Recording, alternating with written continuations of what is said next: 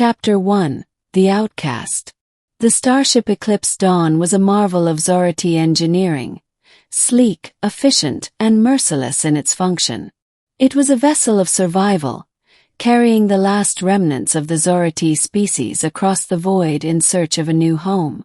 But for Vhora, it was nothing more than a floating prison. She crouched in the dimly lit maintenance corridor, her 4 slender fingers tracing the cold metal walls. The hum of the ship's engines vibrated through her bones, a constant reminder of her exile. Only, the word echoed in her mind like a curse. Among the Zorathi, beauty was symmetry, perfection. Their society prized smooth, opalescent skin, symmetrical facial ridges, and eyes that shimmered like liquid silver. Vhora had none of these. A genetic anomaly had left her with mottled, uneven skin, one eye slightly larger than the other, and a twisted ridge along her spine that made her gait uneven. She had been cast out of the main living quarters, forced to survive in the ship's underbelly, scavenging for scraps. The others barely acknowledged her existence, unless it was to remind her of her place. "Freak," they whispered. "Blight on our future." Vhora clenched her fists. She had long stopped hoping for acceptance. But she hadn't stopped dreaming of escape. Then the alarms blared. Chapter 2: The Crash. The Eclipsed Dawn shuddered violently. Red emergency lights flickered as the ship's AI announced in its cold, mechanical voice. "Collision imminent. Brace for impact." Vhora barely had time to grab onto a support beam before the ship lurched. Metal screamed as something massive, tore through the hull. The force threw her against the wall, pain exploding across her back. Then darkness. When she woke, the ship was silent. The air smelled of burnt wiring and something else. Fresh, wild, unfamiliar. She crawled through the wreckage, her heart pounding. The main corridors were sealed, the survivors likely barricaded in the safer sections. But the impact had torn open a section near the lower decks, an opening to the outside. Vhora hesitated only a moment before climbing through.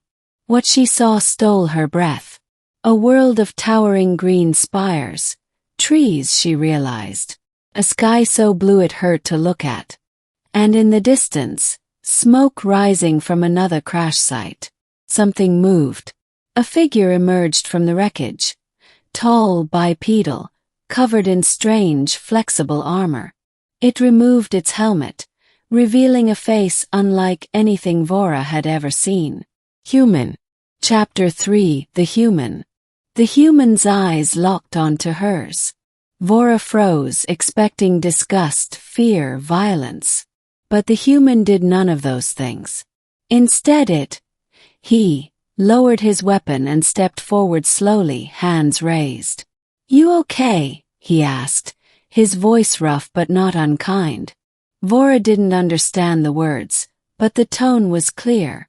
He wasn't attacking. She should have run. But something in his eyes held her there. Brown. Warm. Alive.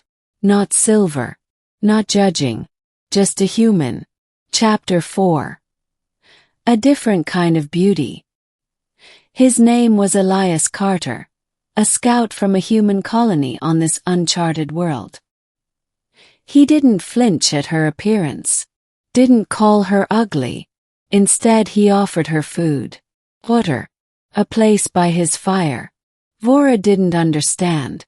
"Why, help me," she managed in broken universal, learned from discarded datapads. Elias tilted his head. "Why wouldn't I?" She gestured to her face, her twisted spine.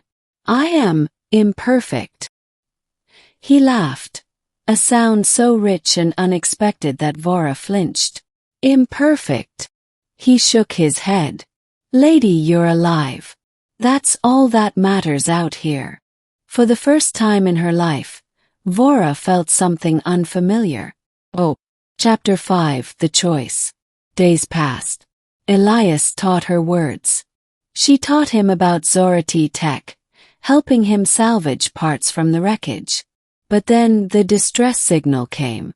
The Zorathi survivors had regrouped. They were coming. Elias handed her a comm device. "You can go back. They're your people." Vhora looked at the device, then at him. Her people had cast her out, called her a blight. This human had given her more kindness in a week than her entire species had in a lifetime. She crushed the comm underfoot. "I stay." Chapter 6. A New Dawn. When the Zorathi search party arrived, they found only wreckage, and one message, carved into the ship's hull in Zorathi script. "I choose to be free." Far away, in a human settlement nestled between mountains and forests, a new figure walked among them. Her name was Vhora, and she was home. Extended ending, A New Dawn. Continuing from where Vhora crushes the comm device. Elias stared at the shattered pieces of the communicator, then back at Vhora. A slow grin spread across his face. "Guess that settles it," he said, clapping her lightly on the shoulder. "Welcome to the team." Vhora wasn't sure what team meant, but the way he said it made her stand a little taller. The Zorathi arrival. 3 solar cycles later, the Zorathi scouts descended upon the crash site. Their sleek silver armor gleamed under the planet's sun as they moved with cold precision, scanning for survivors. Commander Jazel, a high-ranking officer of the Eclipsed Dawn, stepped over the wreckage. His face twisted in disgust. "Nothing but scrap," he muttered. "A waste of time." Then one of his subordinates called out, "Sir, over here." Jazel approached and saw the message carved deep into the ship's hull. Zorathi script, jagged but deliberate. "I choose to be free." His lip curled. "The defective," he spat. "She survived." His second-in-command, Vhora, frowned. "Should we track her?" Jazel hesitated. The mission was clear. Recover any salvageable tech, locate survivors, and leave. The defective was no loss. If anything, her absence was a relief. "No," he said finally. "She's made her choice. Let the beasts of this world deal with her." With that, they boarded their retrieval vessel and left without another glance. Home among strangers. Meanwhile, deep in the valley beyond the mountains, Vhora stood at the edge of a human settlement. It was nothing like the sterile, symmetrical halls of the Eclipsed Dawn. The houses were mismatched, built from wood and metal, their roofs sloping at odd angles. Smoke curled from chimneys, carrying the scent of cooked food, something rich and unfamiliar. Children ran through the streets, laughing. Elders sat on porches, watching with warm eyes. And no one stared at her. Elias led her forward. "This is it," he said. "New Haven. Not much, but it's home." A woman with sun-weathered skin and a rifle slung over her shoulder approached. "This the one you told us about?" Elias nodded. "Vhora. She's staying." The woman studied her for a long moment, not with judgment but curiosity. Then she held out a calloused hand. "Name's Mara. Welcome." Vhora hesitated before reaching out, her 4-fingered hand clasping Mara's 5. The grip was firm, warm. No one flinched at her touch. A new reflection. That night, Vhora stood before a cracked mirror in the small room Elias had given her.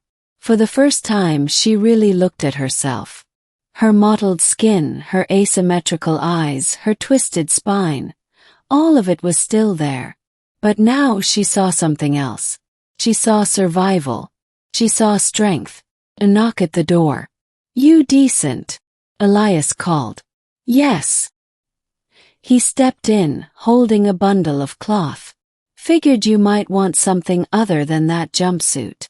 Vhora took the offered clothing, Soft woven fabric dyed in deep blues and greens. "Thank you," she said quietly. Elias shrugged. "No big deal." He turned to leave, then paused. "You know, back on Earth we've got a saying." She tilted her head. "What?" "Beauty is in the eye of the beholder." Vhora repeated the words silently. Then, for the first time in her life, she smiled. Epilogue. The first bloom. Seasons passed. Vhora learned the rhythms of human life. Planting crops, repairing machinery, sharing stories under the stars. She never became beautiful by Zorathi standards. But the humans didn't care. To them, she was the one who could fix anything. The one who told stories of distant stars. The one who had chosen them. And when the first spring flowers bloomed, a child, small, fearless, placed a woven crown of petals on Vhora's head. "Pretty," the child declared. And for the first time Vhora believed it.